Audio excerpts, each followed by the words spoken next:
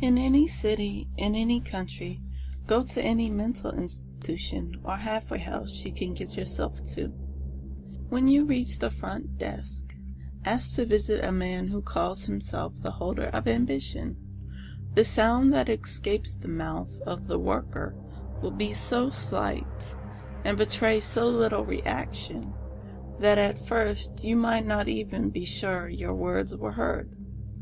All doubt will be settled when they guide you toward a stairwell lit by many windows.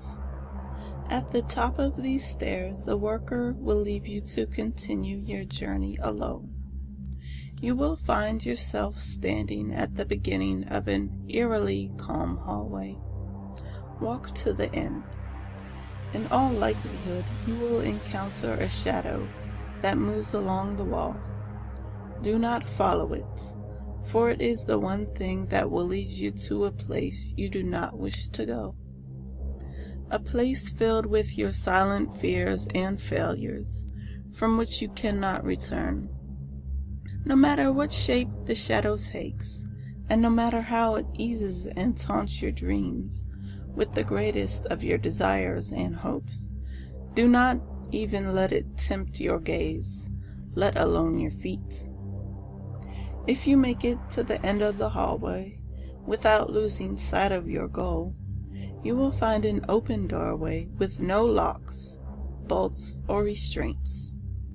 A soft light bathes the floor in front of the opening.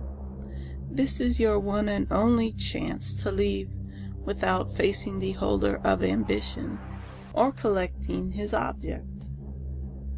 If that is the course of action you wish to take, then walk directly back the way you came, without attempting to peek around or into the other doors, lest you discover what the seductive shadow hides. Beyond the doorway lies a room, bathed in an artificial light, cast by high windows that cover each wall's expanse. At the room's center stands a tall, healthy man, standing naked and looking out into the light. His body is covered in uncountable tattoos and scars. Only his face is recognizable as unaltered human flesh. You might be tempted to look where he looks, in search of the object of his focus. Feel free, but you will see nothing and learn nothing.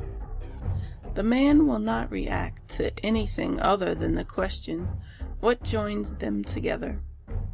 When asked, he will turn to look you in the eyes, meet his gaze, but know that if you are not prepared, if there is even the slightest doubt of your intentions, then you will lose yourself in his soulless eyes for an eternity.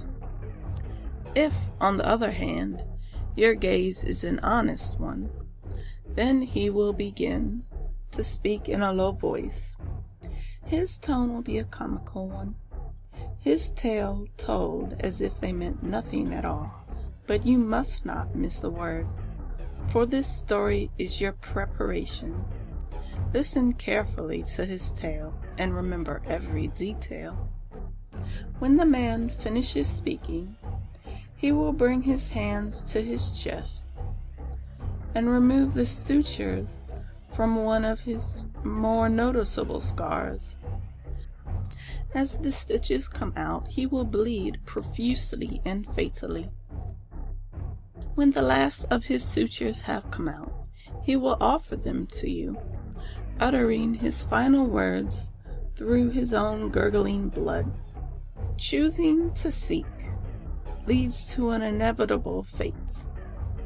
The clump of sutures is object 10 of 538. How you use them depends on what you hear.